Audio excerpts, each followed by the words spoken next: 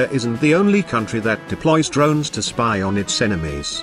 In the skies over Syria's bloody civil war, above Iraq's jihadist insurgency and across a number of regional conflicts, Iran's drones are becoming an increasingly common sight. Ever since the Iran-Iraq War in the 1980s, Iran has been an early adopter of unmanned technology. But as drones have become more important in warfare, Iran's development of the pilotless aircraft has intensified.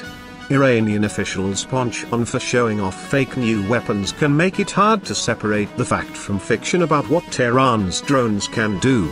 So much of what we know, or what we think we know, about Iranian unmanned aerial vehicles comes from propaganda outlets, which are only too keen to play down the impact of sanctions and play up Iran's martial and engineering skill, often with ludicrous assertions. The truth, as ever, lies somewhere in between two extremes. Sanctions haven't stopped the Islamic Revolutionary Guard Corps from putting more unmanned planes in the air. But the guards still face challenges in arming them with air-to-ground missiles and building a communications infrastructure with greater bandwidth and range in order to control the robots over more distant battlefields. The story of Iran's drone development isn't the underdog tale of scrappy Iranian engineers scrambling to catch up with the United States, as the guards so often claim. Instead, it's the story of Iran's military prudently developing UAVs that are just good enough, and progressively improving successful designs. A number of export control laws, multilateral agreements and international sanctions complicate Iran's ability to purchase drone parts on the open market. Moreover, the United States, the United Nations and other countries and world bodies have levied specific sanctions against Iranian entities, and those of Tehran's allies, for their role in Iran's UAV production. Iran Aircraft Manufacturing Industrial Company, Quds Aviation and Hezbollah's Stars Holding Group are all subject to sanctions. Lightweight engines are a crucial ingredient for any UAV. Despite the sanctions, Iran has demonstrated that it can get the materials it needs to build small motors to power its drones. There is credible evidence to suggest that Iran is capable of producing the engines used by the majority of their UAVs, says Galen Wright, an analyst who analyzes Iranian military capabilities at the Arkenstone. Wright notes that much of Iran's drone fleet tends towards smaller, shorter-ranged tactical models. None of these are particularly rare, complicated, or expensive, which makes them attractive to Iran. There's no need to reinvent the wheel if you can buy one off the shelf. The generally lower-tech components that power Iran's fleet of smaller, tactical drones often don't attract the same kind of scrutiny as other, more ominous dual-use materials. Thus, drone parts can slip through the web of national and international controls, sometimes with the help of a little extra cash. Tom Cooper, an aviation analyst who has written extensively about Iran's air forces, says his sources in Iran generally aren't fazed by the impact of sanctions targeting the UAV industry.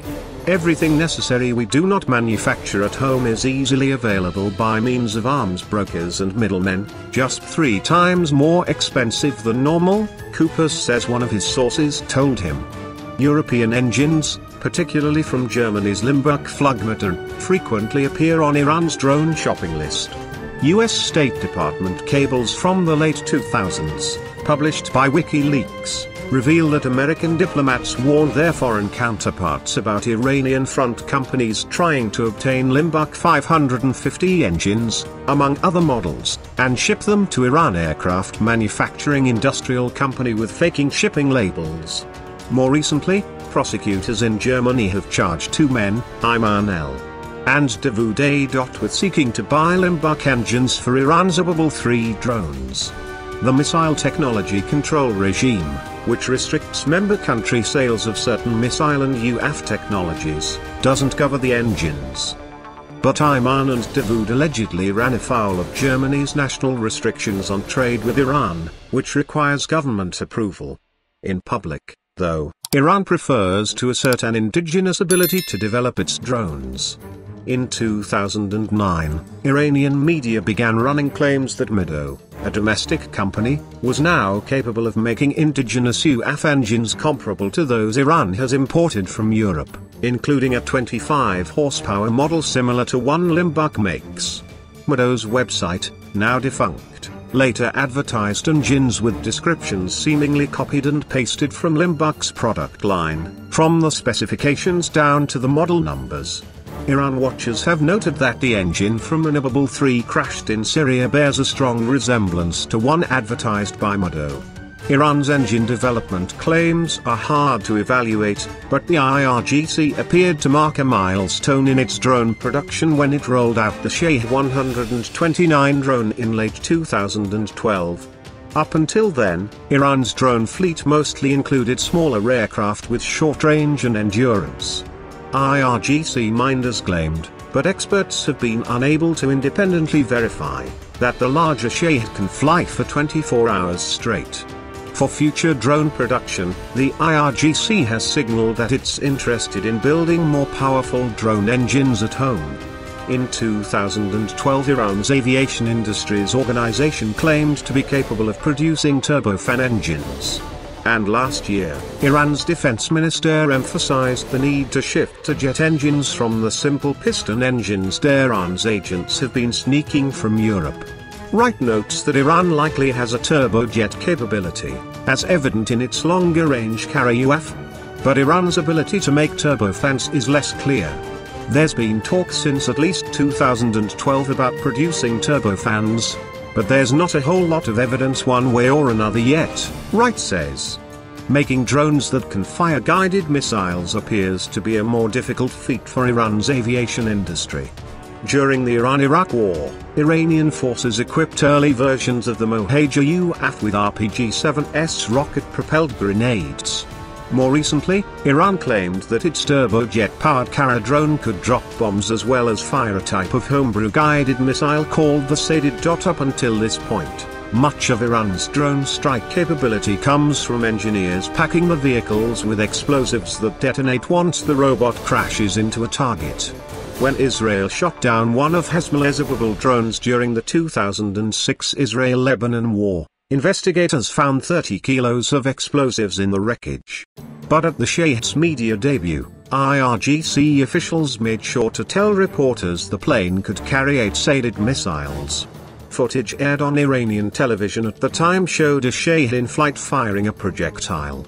The camera quickly cut to a new scene of a missile slamming into a target. Away from the cameras, though, Iran may be having trouble delivering on its drone missile hype.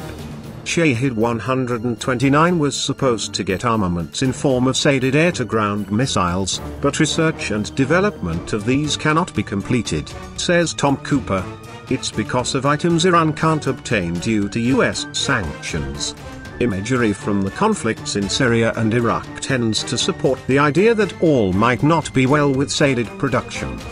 Despite the heavy involvement of Iranian drones in the Syrian conflict, observers have yet to capture an image of one bearing missiles, or receive credible reports of a direct strike by an Iranian UAV. Sightings of Shahed-like aircraft are rare over Syria compared to other UAV types, but no one has yet spotted a missile bearing Shahed 129 in the conflict. That same goes for Iraq, where Iranian drones are reportedly surveilling Islamic State terrorists on behalf of the Iraqi government. Iran and its proxies, however, would very much like the world to believe its drones are killer drones, like America's Predators and Reapers.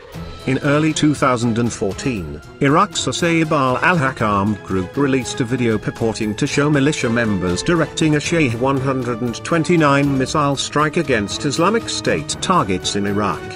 Sayyid al-Haq is a directly controlled proxy of Iran and was developed during the Iraq War from splinters originally associated with Muqtada al-Sad's Jaysh al-Mahdi, explains Philip Smythe, a researcher at the University of Maryland who tracks Islamist militant groups.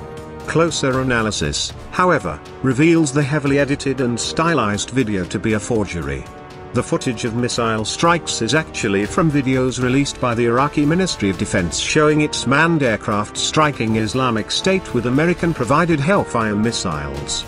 Since online distribution networks are jointly operated between Iran and their proxies, with IRGC maintaining a good level of control, it's logical to say that Iran okayed distribution of the video, Smythe says. Furthermore, since it showcases a piece of Iranian equipment, it's highly likely Tehran pushed the clip out. Iran's drones have undoubtedly improved the IRGC's surveillance capability, but they likely lack the kind of communications infrastructure that can allow operators to control them from greater distances and receive more data from advanced sensors. That's the job of a space program, whose satellites can deliver beyond line-of-sight communications and greater bandwidth. It's unclear whether Iran has expanded satellite communications to its UAVs. Military trade organization JANES recently noticed a shade-like UAV over Syria sporting a nose bulge that may suggest a satellite capability. Even still, Iran's nascent space program has only been able to launch a handful of basic satellites so far. By contrast, the Pentagon still struggles to provide enough bandwidth for its remotely piloted planes, even with dozens of satellites. Iran's UAV program by no means lives up to its propaganda, nor has it reached parity with those of more advanced military powers such as the United States, China or other countries.